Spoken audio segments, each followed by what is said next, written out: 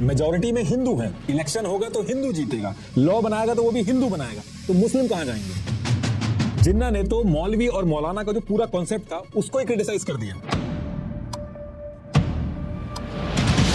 ट्रेनों में लाशें भर के भेजी,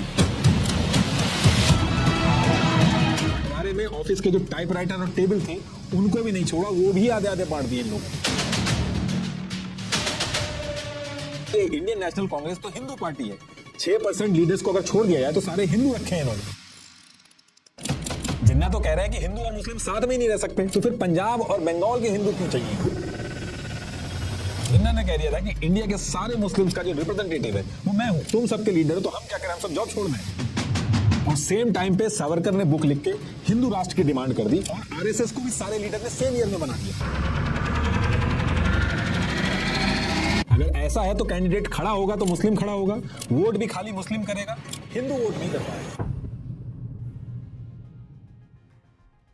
देखिए, इससे पहले हमने बात की थी ईस्ट इंडिया कंपनी की, कि कैसे एक मसाले का बिजनेस करने आई छोटी सी कंपनी ने हमारे देश को गुलाम बना लिया था और फिर क्या क्या करके हमने उनसे आजादी ली, उसके ऊपर भी वीडियो बनाई थी। और आज ये जो वीडियो है इसमें हम बात करेंगे कि जब आजादी मिल गई थी तो फिर ऐसी क्या मजबूरियां बन गई थी उस टाइम पे कि इंडिया का पार्टीशन करना पड़ा, और बड़े से बड़े दिग्गज जो थे वो इस चीज को रोक क्यों नहीं पाए। आज 77 साल हो चुके हैं इस पार्टीशन को, लेकिन आज भी आपको लोग बहस करते हुए दिख जाएंगे कि ये जो पार्टीशन हुआ ये सही हुआ या गलत हुआ, क्या सच में ऐसी कोई चीज हो सकती थी जो इस पार्टीशन को रोक देती, एक्चुअल में इसका जिम्मेदार कौन है। और देखिए, जब भी हमारे देश के पार्टीशन की बात होती है तो हमारे इमोशंस जो है वो बहुत ज्यादा हाई रहते हैं। जिस तरीके से हमारे लिए जिन्ना विलन है, वैसे ही आप पाकिस्तान में जाके बात करोगे तो वहां पे नेहरू और गांधी जी को गलत बताया जाता है। और कुछ का ये भी मानना है कि अगर सरदार वल्लभ भाई पटेल या फिर सुभाष चंद्र बोस जी होते तो ये जो मैटर था ये वहीं पे सॉल्व हो गया होता। आप अगर इस मुद्दे पे कभी किसी से बात करोगे तो हर कोई कहता है कि नहीं होना चाहिए था, हम तो चाहते ही नहीं थे कि ऐसा हो, सब लोग आपस में प्यार से रहते थे, ये तो नेताओं ने मजबूरी बना दी थी। लेकिन जब उस टाइम पर एक दूसरे को मारने काटने की बात आई तो कोई भी पीछे नहीं हटा। नफरत ऐसी थी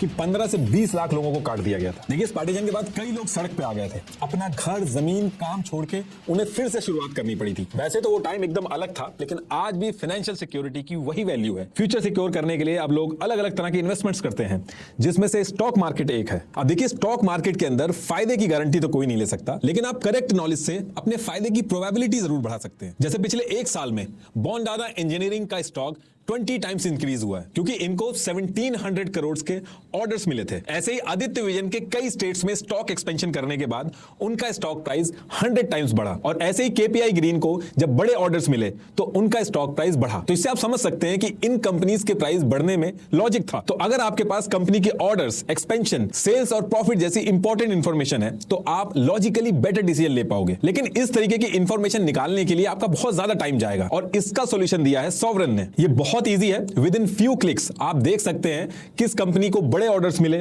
किसका एक्सपेंशन हुआ, कंपनी का प्रॉफिट क्या है, और ऐसे और भी बहुत सारे इंपॉर्टेंट डेटा। और सॉवरेन की जो इंफॉर्मेशन है ये कोई प्रिडिक्शन नहीं है, बल्कि एनएसई और बीएसई से सोर्स्ड एक्यूरेट इंफॉर्मेशन है। सॉवरेन आपके टाइम की रिस्पेक्ट करता है और सिर्फ इंपॉर्टेंट इंफॉर्मेशन देता है। और इसके साथ साथ सॉवरेन अपने नए यूजर्स को 45 डेज का फ्री ट्रायल देता है, और आप यहां पे फेमस इन्वेस्टर आदित्य जोशी से इन्वेस्टिंग भी सीख सकते हैं, वो भी बिल्कुल फ्री में। तो आज ही सॉवरेन ऐप को डाउनलोड करें, link is in the description. तो टॉपिक पे वापस आते हैं। तो एक्चुअल में उस टाइम पे ऐसी क्या सिचुएशंस बन गई थी और मजबूरी ऐसी क्या फंसी थी कि बड़े से बड़े भारतीय जो थे उनकी भी स्ट्रेटेजीज फेल हो रही थी। और इस पार्टीशन के पीछे जिम्मेदार कौन है, गलती किसकी है, एक एक डिटेल में आपके सामने रखूंगा, ताकि अगली बार जब आपके सामने कोई पार्टीशन की बात करे तो आपको एक्चुअल डिटेल पता हो। तो देखिए, ये है कराची, और कराची के इस खरादर डिस्ट्रिक्ट के इस घर में, उस टाइम पे ब्रिटिश इंडिया का पार्ट था, तो इस घर में एक जिन्ना बाई पूंजा नाम से एक बिजनेसमैन रहता था। और इस बिजनेसमैन के यहाँ पे 25 दिसंबर 1876 को एक लड़के का जन्म होता है जिसका नाम पड़ता है मोहम्मद अली जिन्ना, जो इस पूरी सिचुएशन का सबसे मेन कैरेक्टर है। जिन्ना के जो दादा थे वो पहले हिंदू थे, लेकिन बाद में इन्होंने मुस्लिम रिलीजन को अपना लिया था। इनके दादा पहले खोजा कास्ट से थे, खोजा कास्ट के लोग पहले हिंदू हुआ करते थे, फिर बाद में इन्होंने इस्लाम रिलीजन अपना लिया था, और फिर आगे जिन्ना जो थे उन्होंने भी मुस्लिम रिलीजन को ही फॉलो किया। अब जैसे जैसे जिन्ना बड़े होने लगे तो जिन्ना ने कराची के Christian missionary society high school से अपनी स्कूलिंग पूरी की, और फिर इसके बाद ये लंदन चले गए और वहां जाके अपनी लॉ की पढ़ाई करने लगे। अब काफी टाइम तक जिन्ना लंदन में रहने के बाद, वहां पे अपनी पढ़ाई करने के बाद वकीलों के बीच में रहने के बाद जिन्ना ईयर 1896 में कराची वापस आ जाते हैं। लेकिन जिस दिन ये कराची पहुंचते हैं उसी दिन इनकी फैमिली से इनको पता चलता है कि इनके जो फादर हैं, जो बिजनेसमैन थे, उनको पैसे का भारी नुकसान हो गया और इनके ऊपर बहुत सारा लोन हो गया। तो ये सारी चीजें जब पहुंचने के बाद इनको पता चलती हैं तो जिन्ना जो थे वो अपना कमाने का इंतजाम जो है वो शुरू कर देते हैं और ईयर 1900 आते आते बॉम्बे में जाके अपनी लीगल प्रैक्टिस शुरू कर देते हैं। और इस टाइम पे जो आजादी की लड़ाई वगैरह चल रही थी इससे बिल्कुल दूर थे और गांधी जी जो थे वो भी उस टाइम पे साउथ अफ्रीका में थे। तो कहने का मतलब है कि जिन्ना और गांधी जी उस टाइम पे अंग्रेजों के खिलाफ जो आजादी की स्ट्रगल चल रही थी उससे बिल्कुल दूर थे और उस टाइम पे किसी ने नहीं सोचा था कि ये जो दोनों हैं आगे चल के कितना बड़ा काम करने वाले हैं। देखिए उस टाइम पे ब्रिटिश इंडिया का जो मैप था वो ये था। ये जो आप ब्लू में देख रहे हैं ये प्रिंसली स्टेट्स थे जिनको ब्रिटिशर्स इनडायरेक्टली रूल करते थे और बाकी ये जो पूरा येलो एरिया है इसको ब्रिटिशर्स डायरेक्टली रूल करते थे और ये जो येलो एरिया है आगे चल के इसी एरिया का पार्टीशन होना था। बाकी प्रिंसली स्टेट क्या है, डायरेक्टली और इनडायरेक्टली कैसे रूल करते हैं, सब हमने ऑलरेडी डिस्कस कर लिया। इस वीडियो में हम सिर्फ और सिर्फ पार्टीशन की बात करेंगे। उस टाइम पे करीब टोटल पॉपुलेशन 38 करोड़ थी जिसमें से 65% हिंदू थे और 27% मुस्लिम थे। और इसमें से भी ब्रिटिश इंडिया का ये जो आप नॉर्थ वेस्ट और नॉर्थ ईस्ट का एरिया देख रहे हो इसमें जो थी वो मुस्लिम पॉपुलेशन जो थी वो मेजोरिटी में थी। जैसे खैबर पख्तून में 94%, बलूचिस्तान में 87%, सिंध में 71%, पंजाब में 57%, बंगाल में 55% मुस्लिम थे और बाकी जितनी जगह थी वहां पे हिंदू मेजोरिटी में थे। ये जो सारी डिटेल मैं आपको बता रहा हूँ ये इसलिए बता रहा हूँ क्योंकि यही सेंसस का जो डेटा था यही इस पार्टीशन की आगे चल के जड़ बनता है। देखिए काफी टाइम तक ये सारी चीज चलती है। इसके बाद ईयर आता है 1903 और फ्रीडम फाइटर्स जो थे इन्होंने अंग्रेजों की नाक में दम कर रखा था। हिंदू मुस्लिम सारी कम्युनिटी जो थी वो एक साथ मिलके अंग्रेजों को परेशान कर रही थी और इसमें भी सबसे ज्यादा दिक्कत जो ब्रिटिशर्स के सामने आ रही थी वो बंगाल से आ रही थी। उस टाइम का बंगाल प्रोविंस जो था वो बहुत ही बड़ा था। आज का वेस्ट बंगाल, बिहार, असम, छत्तीसगढ़, झारखंड, बांग्लादेश ये सब आता था उसमें। जितने भी फेमस पॉलिटिशियंस थे, लॉयर, इंटेलेक्चुअल्स बंगाल से ही ब्रिटिशर्स को निशाना बनाते थे। तो कहने का मतलब है कि उस टाइम पे बंगाल जो था वो रिवॉल्यूशनरी एक्टिविटीज का हब बन चुका था और इस वजह से ब्रिटिशर्स जो थे इस पूरे जगह से बहुत ज्यादा गुस्सा रहते थे। अब होता क्या है कि जब ये सारी एक्टिविटीज बहुत ज्यादा बढ़ने लगती हैं तो इसके 2 साल बाद यानी कि ईयर 1905 में वाइसरॉय लॉर्ड कर्जन बंगाल से डील करने के लिए एक प्लान बनाते हैं। उनको वहां पे रहते रहते एक चीज समझ में आ गई थी कि इंडियंस को रिलीजन के नाम पे बांटा जा सकता है और अगर ये किसी तरीके से इनकी यूनिटी ब्रेक कर देते हैं तो इनको मैनेज करना बहुत आसान हो जाएगा और ये जो नेशनलिज्म की फीलिंग भरी हुई है सारे इंडियंस में ये रिलीजियस हेट्रेड में कन्वर्ट हो जाएगी। तो इसके लिए लॉर्ड कर्जन जो थे वो जुलाई 1905 को एक अनाउंसमेंट करते हैं। इसमें कहते हैं कि बंगाल जो है ये बहुत ही ज्यादा इसका एरिया बड़ा है, इसकी वजह से एडमिनिस्ट्रेशन में बहुत दिक्कत आ रही है तो बंगाल का पार्टीशन करना पड़ेगा। और बंगाल जो था एज अ होल पूरे बंगाल के अंदर हिंदू जो थे वो मेजोरिटी में थे लेकिन बंगाल का जो ईस्ट साइड था वहां पे मुस्लिम पॉपुलेशन ज्यादा थी। तो लॉर्ड कर्जन ने क्या किया, एक प्लान तरीके से बंगाल को डिवाइड किया। उसने जो बंगाल का ईस्ट एरिया था जहां पे मुस्लिम मेजोरिटी ज्यादा थी उसको ईस्ट बंगाल बना दिया, आज की डेट में वो बांग्लादेश है, और बाकी जो बचा बंगाल था उसको वेस्ट बंगाल बना दिया। अब जब अंग्रेजों ने बंगाल का पार्टीशन किया तो ईस्ट बंगाल के अंदर जो मुस्लिम्स थे वो पहले बंगाल के अंदर माइनॉरिटी थे लेकिन अब ईस्ट बंगाल बनते ही मेजोरिटी में आ गए थे और हिंदू जो पहले मेजोरिटी में थे वो माइनॉरिटी बन गए थे ईस्ट बंगाल के अंदर। और बाकी जो वेस्ट बंगाल के लोग थे वहां ऐसा ज्यादा कोई दिक्कत नहीं थी, वहां जैसे पहले था वैसे ही रहा, लेकिन वेस्ट बंगाल के लोग भी गुस्सा हो गए थे क्योंकि उनके हाथ से आधा बंगाल चला गया था।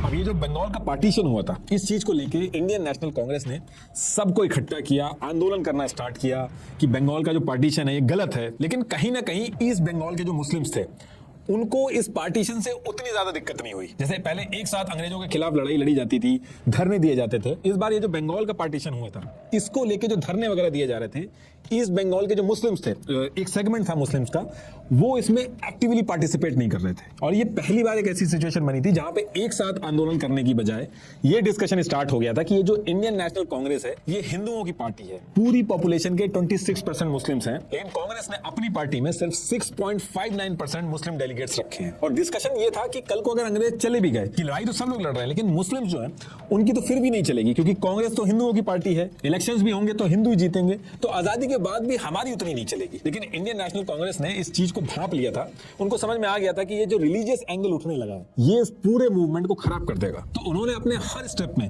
एक ही स्टांस रखा। वो स्टांस ये था कि उन्होंने ये कहा कि देखिए रिलीजन जो है वो आपका एक प्राइवेट मैटर है, रिलीजन के बेस पे पॉलिटिक्स करना बहुत ही डेंजरस हो सकता है। और उन्होंने हर कम्युनिटी को जाके यही चीज समझाई कि हम अंग्रेजों के खिलाफ जिस आजादी की लड़ाई लड़ रहे हैं उसमें हम एक सेकुलर इंडिया को देखते हैं जिसमें हर धर्म, हर कम्युनिटी के लिए जगह होगी, आपको कोई भी डरने की बात नहीं। कांग्रेस ने यही मैसेज कन्वे किया कि नेशनलिज्म और देश जो है वो किसी भी धर्म या कम्युनिटी से बड़ा होता है। इनफैक्ट जो उस टाइम पे धर्म की बात करते थे उनको कांग्रेस वाले कम्युनल बोलते थे। लेकिन ये जो बंगाल का पार्टीशन हुआ था, इसमें हिंदू मुस्लिम के बीच में एक दरार पड़ चुकी थी और अंग्रेजों का जो प्लान था वो काम करने लगा था। और ये जो टाइम चल रहा था, इसी बीच में जिन्ना की भी एंट्री होती है पॉलिटिक्स में। ईयर 1906 में कांग्रेस कलकत्ता के अंदर एक सेशन कर रही थी, इसी में जिन्ना आए थे और जिन्ना ने कांग्रेस को ज्वाइन कर लिया था। देखिए थोड़ा सा जिन्ना के बारे में बता देता हूं आपको। जिन्ना की जो आज इमेज है, उस टाइम पे जिन्ना के जो पर्सनल बिलीफ थे वो बिल्कुल अलग थे। उस टाइम पे जो जिन्ना थे वो सेकुलरिज्म की बहुत ज्यादा बात करते थे, कांग्रेस की सेकुलर आइडियोलॉजी से बहुत ज्यादा इंप्रेस थे। और जिन्ना जो थे वो मौलाना मौलवी को बहुत क्रिटिसाइज करते थे। जिन्ना का जो लाइफस्टाइल था वो ट्रेडिशनल इस्लामिक प्रैक्टिसेस से बहुत ही अलग था। सरोजनी नायडू जी ने ऑन रिकॉर्ड जिन्ना को ambassador of Hindu Muslim unity तक का टैग दिया था। लेकिन आगे चल के सारी चीजें घूमेगी, अभी आप थोड़ा सा वेट करिए बस। तो अब अंग्रेजों ने बंगाल का पार्टीशन तो कर दिया था, इसको लेके पूरा जो इंडियन नेशनल कांग्रेस था वो धरने वगैरह दे रहे थे, प्रोटेस्ट कर रहे थे। सेम टाइम पे जिन्ना की भी एंट्री हो गई थी, उन्होंने कांग्रेस ज्वाइन कर लिया था। और इसी टाइम पे एक चीज और हो जाती है। होता क्या है कि जब ये सारी चीजें चल रही थी तो सेम ईयर 1906 में ईस्ट बंगाल जो अभी अभी डिवाइड होकर नया स्टेट बना था, जहां पे मुस्लिम मेजोरिटी में थे, वहां पे ढाका शहर के अंदर, अभी तो बांग्लादेश हो गया वो, वहां पे मुस्लिम्स की एक मुहम्मदन एजुकेशनल कॉन्फ्रेंस चलती थी। ये हर साल वहां पे होती थी, लेकिन अब क्या था कि डिवाइड हो गया था तो ईस्ट बंगाल के अंदर हो रही थी। इसमें मुस्लिम कौम की जो ग्रोथ वगैरह इन सारी चीजों पर डिस्कशन होता था। तो इस बार जो ढाका के अंदर ये सेशन हुआ, ये थोड़ा सा अलग था। यहाँ के सेशन में डिस्कशन ये हुआ कि ये जो इंडियन नेशनल कांग्रेस है, जो इंडियन मुस्लिम्स और हिंदू दोनों को रिप्रेजेंटेटिव बनने का दावा कर रही है, ये तो एक हिंदू पार्टी है, पूरे देश में मेजोरिटी में हिंदू है, इलेक्शन होंगे तो हिंदू ही जीतेंगे, सरकार आएगी तो हिंदुओं की आएगी और फिर जो लॉ है वो भी हिंदू ही बनाएंगे, तो हमारे रिप्रेजेंटेशन का क्या। तो इस मीटिंग के अंदर इन्होंने डिसाइड किया कि जैसे इंडियन नेशनल कांग्रेस है, इसमें हिंदू ज्यादा है, ऐसे ही हम एक मुस्लिम पॉलिटिकल पार्टी बनाएंगे जो मुस्लिम्स की बात को आगे रखेगी और इंडिया के जितने भी मुस्लिम्स हैं उनका रिप्रेजेंटेशन करेगी। और यही वो टाइम था जब 30 दिसंबर 1906 को इन्होंने मिलकर ऑल इंडिया मुस्लिम लीग नाम से एक पार्टी बना दी। इसका एम ये था कि जो मुस्लिम्स की बातें हैं उनको आगे रखा जाएगा और मुस्लिम्स को ज्यादा से ज्यादा रिप्रेजेंटेशन मिले, इसको लेके अपनी बात आगे रखेंगे। और ऐसा नहीं था कि ऐसे ही बस इन्होंने पार्टी बना दी थी, एक प्लान तरीके से ब्रिटिशर्स के सामने इन्होंने सेपरेट इलेक्टोरेट की डिमांड रखी। पहले क्या होता था कि इंडियन नेशनल कांग्रेस जो थी वो इंडिया के हिंदू और मुस्लिम किसी की भी बात हो, सारी बातें ब्रिटिशर्स के सामने इंडियन नेशनल कांग्रेस ही रखती थी। लेकिन ये पहली बार हुआ था कि इंडियन नेशनल कांग्रेस के पैरेलल में ऑल इंडिया मुस्लिम लीग आके खड़ी हो गई थी और अंग्रेजों के सामने अलग से डिमांड रखती थी। तो मुस्लिम लीग जब बनी तो इन्होंने अंग्रेजों के सामने ये डिमांड रखी कि मुस्लिम्स को अब सेपरेट इलेक्टोरेट चाहिए। अब आपका क्वेश्चन ये होगा कि ये सेपरेट इलेक्टोरेट क्या है और इसकी डिमांड क्यों रख रहे थे मुस्लिम लीग वाले। नहीं तो नॉर्मल इलेक्शन होता है तो कोई भी खड़ा हो सकता है, जिसको ज्यादा वोट मिलेंगे वो जीत जाता है। अब इसमें दिक्कत ये होती है कि जो कम्युनिटी नंबर्स में ज्यादा होती है, जिसको वो चाहते हैं वही इलेक्शन बार बार जीतता है। और ऐसे में जो माइनॉरिटी होती है, जिसके लोग कम होते हैं, उसके चुने हुए लोग कभी पावर में आ ही नहीं सकते, क्योंकि अल्टीमेटली तो वोट ही काउंट होंगे। तो मुस्लिम लीग ने ये जो सेपरेट इलेक्टोरेट की डिमांड रखी थी, इसमें ये कहा इन्होंने कुछ जगह पे हमें सेपरेट इलेक्टोरेट दे दो। इसमें होगा ये कि वहां पे सिर्फ मुस्लिम कैंडिडेट्स ही खड़े होंगे और जो वोट करेंगे वो भी सिर्फ मुस्लिम्स ही होंगे, बाकी कोई और नहीं करेगा। मान लो एक एरिया है, वहां पे 100 लोग रहते हैं, जिसमें से 60 मुस्लिम्स हैं और 40 जो है वो बाकी की कम्युनिटी है। और अगर सेपरेट इलेक्टोरेट का सिस्टम होगा तो ये जो 60 मुस्लिम्स हैं सिर्फ यही वोट करेंगे, बाकी के जो 40 लोग हैं वो वोट नहीं करेंगे और जो कैंडिडेट्स खड़े होंगे वो भी मुस्लिम्स ही खड़े होंगे। इससे होगा ये कि माइनॉरिटी के जो लोग हैं वो भी पावर में आएंगे। और अंग्रेज ऐसे ही सिचुएशन चाहते थे जिसमें इंडियन कम्युनिटी पावर के चक्कर में आपस में उलझे रहे। अब आपका एक क्वेश्चन इसमें ये भी हो सकता है कि क्या उस समय पे इलेक्शंस होते भी थे, क्योंकि पावर में तो ब्रिटिशर्स थे। तो देखिए उस टाइम पे लिमिटेड रिप्रेजेंटेशन के साथ इनडायरेक्ट इलेक्शंस होते थे, हर कोई वोट नहीं कर सकता था, बस कुछ selected property owner, tax payers और एजुकेटेड इंडिविजुअल्स जो थे वही वोट कर पाते थे। मेनली अमीर लोग ही वोट कर पाते थे, जिनको ब्रिटिशर्स चाहते थे। ये मुस्लिम लीग जो बनी थी, इसके प्रेसिडेंट उस समय मोहम्मद शाह थे और जिन्ना जो थे वो उस समय कांग्रेस में थे और वो इस चीज को क्रिटिसाइज करते थे कि ये जो मुस्लिम लीग अलग से सेपरेट इलेक्टोरेट मांग रही है, इससे डिवाइड होंगे लोग, तो ये चीज को वो क्रिटिसाइज करते थे। लेकिन आगे चल के सिचुएशन ऐसे चेंज होगी कि जिन्ना खुद ही सेपरेट इलेक्टोरेट के लिए अपना दम खम लगा के लड़ेंगे। और ये जो मुस्लिम लीग उस समय बनी थी तो इसमें ऐसा नहीं था कि सारे के सारे मुस्लिम्स का सपोर्ट आ गया था, बस कुछ अमीर मुस्लिम्स जो लैंडलॉर्ड थे उनका ही सपोर्ट था मुस्लिम लीग को, बाकी जो सपोर्ट था मुस्लिम्स का वो कांग्रेस को ज्यादा था। और यही रीजन था कि इंडियन नेशनल कांग्रेस जो थी वो कहती थी कि ये जो मुस्लिम लीग है, ये जो कह रही है कि इंडिया के जो सारे के सारे मुस्लिम्स हैं उनके हम रिप्रेजेंटेटिव हैं, तो ऐसा कुछ भी नहीं है। इंडिया के जो हिंदू और मुस्लिम जितनी भी कम्युनिटी है सबके रिप्रेजेंटेटिव हम हैं, यानी कि इंडियन नेशनल कांग्रेस है। लेकिन आगे चल के ब्रिटिशर्स ने मुस्लिम लीग को एक अलग तरीके से सपोर्ट करा ताकि वो उनके लॉयल बने रहे, और कांग्रेस चाहती थी कि पैरेलल में आके मुस्लिम लीग खड़ी हो, क्योंकि तभी वो मैनेज हो पाएंगे। तो अब इसके कुछ टाइम बाद यानी कि ईयर 1909 में मुस्लिम लीग वाले क्या करते हैं, ये जो उनकी सेपरेट इलेक्टोरेट की डिमांड थी इसको लेके मुस्लिम लीग वाले शिमला पहुंचते हैं और लॉर्ड मिंटो और लॉर्ड मॉर्ले से जाके मिलते हैं। उनके सामने अपनी सारी डिमांड रखते हैं कि उनको कैसे भी करके सेपरेट इलेक्टोरेट चाहिए, और अंग्रेज जो थे वो बड़े आराम से इस डिमांड को मान लेते हैं। तो उस टाइम पे united province, Bengal, Punjab, Bombay presidency, Madras presidency, central province, यहाँ पे अंग्रेज कह देते हैं कि अब यहाँ पे मुस्लिम्स के लिए सेपरेट इलेक्टोरेट होंगे, और इसके साथ साथ सेंट्रल लेजिस्लेटिव काउंसिल में भी मुस्लिम्स के लिए सीट जो थी वो रिजर्व कर दी गई। ये जो ईयर 1909 के मॉर्ले मिंटो रिफॉर्म्स थे, इसके आने के बाद मुस्लिम लीग बहुत ज्यादा खुश हो जाती है। इनफैक्ट इंडिया की जो पूरी मुस्लिम पॉपुलेशन थी उसके अंदर भी मुस्लिम लीग बहुत ज्यादा पॉपुलर होने लगती है। ये जो मुस्लिम लीग ने सेपरेट इलेक्टोरेट दिलवाया था मुस्लिम्स को, इस एक इंसिडेंट की वजह से बहुत ही कम टाइम में मुस्लिम लीग जो थी वो इंडियन नेशनल कांग्रेस के पैरेलल में आके खड़ी हो गई थी। और अब जब मुस्लिम लीग की पॉपुलैरिटी बढ़ती है तो जिन्ना जो कि कांग्रेस में थे उन्होंने ईयर 1913 में मुस्लिम लीग को ज्वाइन कर लिया। मतलब कि कांग्रेस को छोड़ा नहीं, उन्होंने एक साथ कांग्रेस और मुस्लिम लीग दोनों को ज्वाइन किया। उस टाइम पे जिन्ना का ये कहना था कि ऐसा करके ये हिंदू मुस्लिम यूनिटी को मेंटेन कर पाएंगे, और मुस्लिम लीग और कांग्रेस जो अलग अलग रास्ते पे चल रही है इससे काफी दिक्कतें आएंगी आजादी में, तो एक रास्ता बनाया जाएगा जिससे मुस्लिम लीग और कांग्रेस जो है वो एक साथ आके अपने मेन गोल को अचीव करे, ब्रिटिशर से आजादी, ना कि आपस में लड़े। और इस चीज से कांग्रेस जो थी वो भी खुश थी, क्योंकि कांग्रेस कुछ भी करके मुस्लिम लीग को अपने साथ ही रखना चाहती थी, वो और डिवाइड नहीं करना चाहती थी। और मुस्लिम लीग ज्वाइन करने के बाद जिन्ना जो थे वो इन दोनों की मीटिंग करवाते हैं लखनऊ के अंदर, जिसको लखनऊ पैक्ट के नाम से भी जाना जाता है। तो इस मीटिंग के अंदर मुस्लिम लीग जो है वो कुछ डिमांड रखती है अपनी। मुस्लिम लीग कांग्रेस से कहती है कि हम आपके साथ तभी आएंगे जब आप हमें जो सेपरेट इलेक्टोरेट जो हमें मिला है उसका खुल के सपोर्ट करो, और पंजाब और बंगाल के अंदर जो मुस्लिम कैंडिडेट्स की सीट्स है उनको थोड़ा सा बढ़ा दो आप। अब वैसे तो कांग्रेस जो थी वो रिलीजन के बेसिस पे सीट्स मिलना इन सब चीजों के खिलाफ थी, लेकिन कांग्रेस जैसे तैसे करके इस चीज को मान लेती है और कहती है कि आजादी की जो लड़ाई चल रही है ब्रिटिशर्स के अगेंस्ट, इसमें आप हमारे साथ आके खड़े हो जाओ। तो इस लखनऊ पैक्ट के अंदर कांग्रेस और मुस्लिम लीग जो है वो एक अग्रीमेंट पे आ जाते हैं। इस टाइम पे कांग्रेस के अंदर भी कई हिंदू नेशनलिस्ट लीडर थे, जैसे लाला लाजपत राय, मदन मोहन मालवीय, ये इन सारी चीजों से ज्यादा खुश नहीं हो रहे थे। तो उन्होंने काम किया कि जैसे मुस्लिम्स के लिए मुस्लिम लीग है, तो उन्होंने भी ईयर 1915 में हिंदू महासभा बना दी थी ताकि हिंदुओं की भी बात आगे रखी जा सके। और अभी तक की जितनी भी चीजें चल रही थी इंडिया के अंदर, गांधी जी इससे थोड़ा दूर थे, लेकिन इस टाइम पे एंट्री होती है गांधी जी की।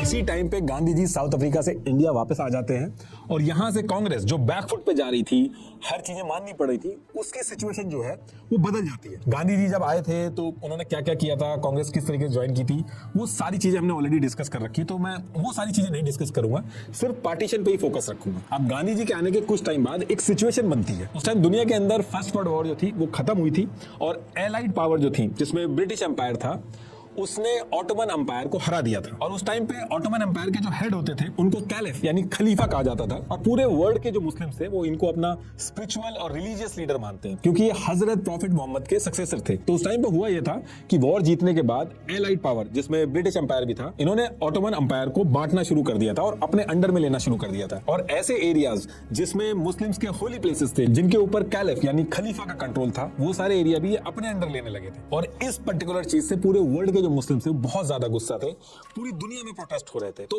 इंडिया के अंदर भी प्रोटेस्ट स्टार्ट हुआ है, उसको खिलाफत मूवमेंट भी बोला जाता है। Independence has not yet brought them peace. Rejoicing turned quickly into horror and mourning. Throughout this vast land, Hindus and Muslims seek safety in new surroundings. Peace-loving people, theirs is the peace. और Ali brother जो थे उन्होंने इस खिलाफत movement को India के अंदर start किया था। अब गांधी जी ने इसको हिंदू मुस्लिम यूनिटी के लिए एक अपॉर्चुनिटी की तरह देखा। तो गांधी जी खिलाफत मूवमेंट्स के जो अली ब्रदर्स थे इनसे जाके मिलते हैं कि हम ये जो आपकी खिलाफत मूवमेंट है इसमें आपका पूरा सपोर्ट करेंगे अंग्रेजों के खिलाफ, हिंदू मुस्लिम सब मिलके अंग्रेजों के खिलाफ आएंगे। और इस चीज को लेके गांधी जी ने एक एक हिंदू से अपील की कि खिलाफत मूवमेंट के सपोर्ट में आए, कई सारी कॉन्फ्रेंस भी की। उसी टाइम पे कांग्रेस का नागपुर में सेशन चल रहा था, गांधी जी ने उसके अंदर भी मुस्लिम्स के साथ साथ हिंदुओं को भी जोड़ के खिलाफत इशू को डिस्कस किया था। अब इससे हुआ ये कि इंडिया के जो मुस्लिम्स थे वो कन्विंस हुए और कांग्रेस के सपोर्ट में आए। कांग्रेस जो कहती थी कि हम इंडिया के अंदर हिंदू और मुस्लिम्स दोनों के रिप्रेजेंटेटिव हैं, ये चीज और स्ट्रांग हो गई। और कांग्रेस की जो सेकुलर अप्रोच थी, जिसमें कहा गया था कि इंडिया एक सेकुलर देश होगा, हिंदू मुस्लिम सब एक साथ रहेंगे, ये चीज और स्ट्रांग हो गई थी। कहने का मतलब है कि कांग्रेस जो है वो स्ट्रांग हो गई थी। और इस टाइम पे मुस्लिम लीग जो थी वो थोड़ी डाउन पड़ी थी। वो जो दावा कर रही थी कि इंडिया के सारे मुस्लिम्स की वो रिप्रेजेंटेटिव है, उसका ये दावा थोड़ा हल्का पड़ गया था। अब इसके बाद एक और बहुत ही सरप्राइजिंग चीज होती है, जिन्ना जो थे वो कांग्रेस और मुस्लिम लीग से रिजाइन मार देते। एक तो वो कहते हैं कि जब से गांधी जी आए हैं और जिन तरीकों का यूज करके वो नॉन कोऑपरेशन मूवमेंट और सिविल डिसोबीडियंस मूवमेंट चला रहे हैं, उससे जिन्ना बिल्कुल भी खुश नहीं। दूसरी चीज जिन्ना का ये कहना था कि ये कांग्रेस जो है और ये जो मुस्लिम लीग है ये रिलीजियस पॉलिटिक्स कर रहे हैं जिसके वो खिलाफ थे। तो यही सारे रीजन बता के जिन्ना जो थे वो रिजाइन मार के लंदन चले जाते हैं। लेकिन इसमें ये भी कहा जाता है कि जिन्ना इसलिए चले गए थे क्योंकि कांग्रेस और मुस्लिम लीग दोनों में उनको कोई पूछ नहीं रहा था। कांग्रेस के अंदर गांधी जी की चल रही थी और मुस्लिम लीग में मुख्तार अहमद अंसारी जो थे वो अपनी चला रहे थे। तो इस वजह से जिन्ना जो थे वो गुस्से में गांधी को तानाशाह बोल के पॉलिटिक्स वगैरह छोड़ के सीधे लंदन चले गए थे। तो अब इसके काफी टाइम तक हिंदू मुस्लिम जो है वो साथ में मिलकर काम करते हैं, ब्रिटिशर्स के अगेंस्ट में अपनी बातें रखते हैं। लेकिन ईयर 1923 में ब्रिटिशर्स क्या करते हैं, पंजाब के अंदर एक मुस्लिम मेजोरिटी वाला एरिया था, तो वहां पे ब्रिटिशर्स क्या करते हैं, एक म्युनिसिपल अमेंडमेंट एक्ट 1923 लेके आ जाते हैं। और ये जो एरिया था जहां पे मुस्लिम मेजोरिटी में थे, पहले जितनी मुस्लिम्स की सीट थी उससे ज्यादा सीट रिजर्व कर देते हैं मुस्लिम्स के लिए, और जो हिंदू पॉपुलेशन थी उनकी सीट एकदम से कम हो जाती है। अब इस इंसिडेंट की वजह से जो हिंदू थे वहां के वो भड़क जाते हैं कि सेपरेट इलेक्टोरेट भी दिया जा रहा है मुस्लिम्स को,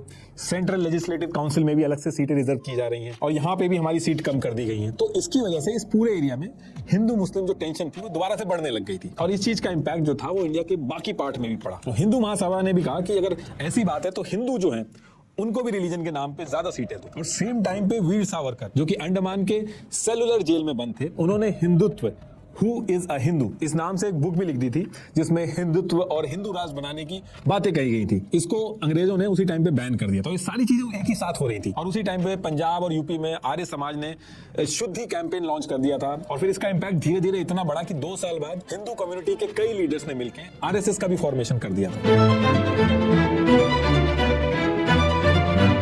कहने का मतलब ये है कि अब ये वो सिचुएशन थी जहां पे हिंदू मुस्लिम कम्युनल टेंशन जो थी वो डे बाय डे बढ़ती जा रही थी। और ये जो सिचुएशन थी ये अंग्रेजों को बहुत ज्यादा सूट कर रही थी। जब भी कोई एकजुट होने की कोशिश करता था, अंग्रेज क्या करते थे, किसी एक कम्युनिटी को पकड़ के उसको बेनिफिट दे देते थे, फिर दोनों कम्युनिटी लड़ने लगती थी। और ये जो ईयर 1925 था ये कांग्रेस के लिए वैसे ही बहुत टेंशन बना रहा था। कांग्रेस जो एक यूनाइटेड सेकुलर भारत बनाने के लिए मुस्लिम पॉपुलेशन को अपने साथ जोड़ रही थी और उनकी बातों को कहीं ना कहीं एक मिडिल ग्राउंड पे आके डिस्कस कर रही थी, तो उसके पैरेलल में हिंदू महासभा और आरएसएस जैसी ऑर्गेनाइजेशन भी खड़ी होती जा रही थी जो कांग्रेस के ऊपर हिंदुओं को लेकर भी प्रेशर बना रही थी। तो कांग्रेस अगर मुस्लिम के सपोर्ट के लिए कुछ करती थी तो हिंदू कम्युनिटी बुरा मानती थी, और कांग्रेस एक हिंदू पार्टी है, इसका टैग तो ऑलरेडी कांग्रेस के ऊपर था ही। तो कांग्रेस कुल मिला के बीच में फंसी पड़ी थी। और इस चीज का पूरा फायदा जो हुआ वो मुस्लिम लीग को हुआ। उसने इस मौके का फायदा उठा के ज्यादा से ज्यादा इंडिया के जो मुस्लिम थे वो अपनी तरफ जोड़े। हिंदू महासभा हो गई, आरएसएस हो गई, इन्होंने बहुत ज्यादा प्रेशर बनाया कांग्रेस के ऊपर।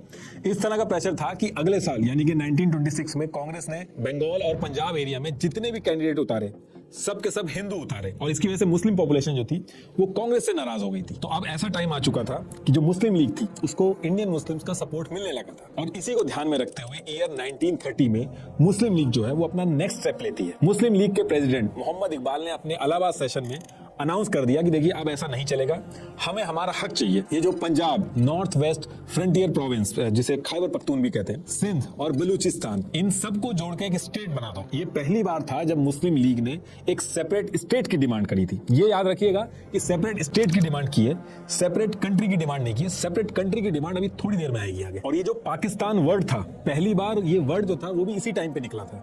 कैम्ब्रिज यूनिवर्सिटी के स्टूडेंट चौधरी रहमत अली ने एक पैम्पलेट बनाया था जिसका टाइटल था नाउ और नेवर। और इसी पैम्पलेट में पहली बार इन्होंने पाकिस्तान नाम डिक्लेयर किया था। पाकिस्तान से आई गायब था, पाकिस्तान नाम से टाइटल दिया था इसको। ये पहली बार था जब ये वर्ड लोगों के सामने आया था। तो इधर ये सारी चीजें चल रही थी। और इसके कुछ टाइम बाद ईयर 1933 में लियाकत अली खान जो जिन्ना के बहुत ही खास थे, ये लंदन में जाते हैं। ये जाके वहां पे जिन्ना से जाके मिलते हैं और कहा जाता है कि इसी पर्टिकुलर टाइम पे लियाकत अली खान और जिन्ना ने ये डिस्कशन किया था कि जिन्ना को वापस इंडिया में आके मुस्लिम लीग ज्वाइन करना चाहिए और ज्वाइन करने के बाद एक अलग मुस्लिम देश की डिमांड रखनी चाहिए जिसको 100% मुस्लिम सपोर्ट मिलेगा। ये प्लान लंदन के अंदर डिस्कस हुआ था, ऐसा कहा जाता है। और फिर नेक्स्ट ईयर अप्रैल में, यानी कि अप्रैल 1934 को जिन्ना इंडिया वापस आके सबसे पहले मुस्लिम लीग ज्वाइन करते हैं, उसके प्रेसिडेंट बनते हैं। और इस बार जब जिन्ना इंडिया आए थे, अपनी जो पुरानी आइडियोलॉजी थी उसको बिल्कुल पीछे छोड़ दिया था, एकदम बदले हुए जिन्ना इंडिया वापस आए थे। और उनका जो पॉलिटिकल स्टांस था इंडियन पॉलिटिक्स के अंदर, उसको पूरी तरीके से चेंज कर दिया था। इन्होंने मुस्लिम लीग जो थी उसको पूरी तरीके से रीऑर्गेनाइज किया, लीडरशिप चेंज की उसकी, और बैक टू बैक कांग्रेस के ऊपर निशाना साधा कि कांग्रेस एक हिंदू पार्टी है, मुस्लिम को अलग आइडेंटिटी चाहिए, अलग देश चाहिए होगा। जो टू नेशन थ्योरी थी कि हिंदू मुस्लिम एक साथ नहीं रह सकते, जिन्ना ने इंडिया के एक एक मुस्लिम को यह समझाना चालू किया और यूनाइट करना चालू किया। जिन्ना ने मुस्लिम्स को यह समझाया कि ये जो कांग्रेस है, ये यूनाइटेड सेकुलर इंडिया के नाम पे मुस्लिम्स को कुछ भी नहीं देगी, सारी जो पावर है वो हिंदुओं के हाथ में रहेगी। अब इसके बाद क्या होता है कि ईयर 1935 आते आते ये जो अंग्रेज थे, रिवॉल्यूशनरी एक्टिविटीज इतनी ज्यादा बढ़ गई थी इंडिया के अंदर कि इनके ऊपर भी बहुत ज्यादा प्रेशर था। और इन्होंने मजबूरी में इस प्रेशर को रिलीज करने के लिए ये लोग लेके आते हैं गवर्नमेंट ऑफ इंडिया एक्ट 1935। तो जैसा मैंने आपको अभी थोड़ी देर पहले बताया था कि पहले लिमिटेड लोग ही वोट कर पाते थे, तो इस एक्ट में वैसे तो बहुत सारी चीजें थी, लेकिन जो मेन चीज थी वो ये थी कि इलेक्शन में कौन वोट करेगा, उनके जो नंबर्स हैं, आम जनता के जो नंबर्स हैं, वो बढ़ा दिए गए थे। अब इस एक्ट के आने के बाद जो इलेक्शन होंगे उसमें करीब 30-35 मिलियन इंडियन वोटर जो थे वो वोट करने के लिए एलिजिबल हो गए थे, जिसमें यह था कि थोड़ा बहुत पढ़ा लिखा होना चाहिए, टैक्स भरना चाहिए उसको, कुछ लैंड अगर उसके नाम पे हो तो वो वोट कर सकता है। तो कुल मिला के जो गवर्नमेंट ऑफ इंडिया एक्ट 1935 आया था, इसमें मोटा मोटी ये था कि पूरे इंडिया के स्टेट्स में इलेक्शन होंगे और इंडियन पॉलिटिकल पार्टी जैसे कांग्रेस, मुस्लिम लीग, हिंदू महासभा, ये सब इलेक्शन लड़ेंगे और जो जीतेगा वो उस स्टेट के अंदर चलाएगा। उसके साथ साथ एक अपना ये गवर्नर भी रख देंगे उस स्टेट के अंदर। तो ये प्लान था इनका। और इस एक्ट को लाने के बाद नेक्स्ट ईयर 1936 में ये जो अंग्रेज थे ये इलेक्शन करवाते हैं। टोटल 1585 सीट्स पे इलेक्शन होने थे और इस इलेक्शन में हिंदू महासभा, मुस्लिम लीग जो थी, इन सबको बुरी तरीके से पीछे करके कांग्रेस जो थी वो 707 सीट्स पे जीत जाती है और मुस्लिम लीग जो थी वो सिर्फ 106 सीटें जीतती है। यहाँ तक कि हाल ये हो गया था इस इलेक्शन में कि जो सीट्स मुस्लिम्स के लिए सेपरेट इलेक्टोरेट के साथ रिजर्व थी, तो कांग्रेस ने वहां पे भी मुस्लिम कैंडिडेट्स खड़े करके मुस्लिम लीग को हरा दिया था। और इस इलेक्शन के बाद एक चीज साफ हो गई थी कि इंडिया के अंदर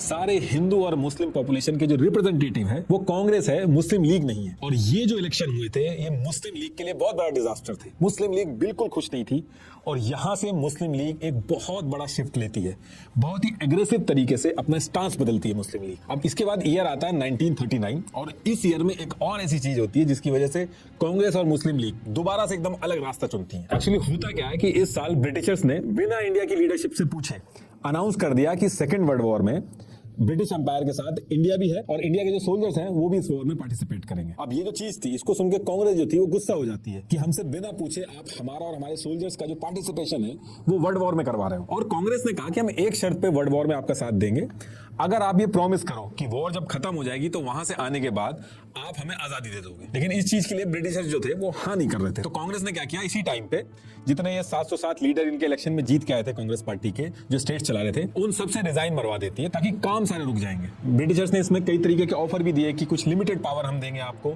जिसको अगस्त ऑफर वगैरह भी बोला जाता है।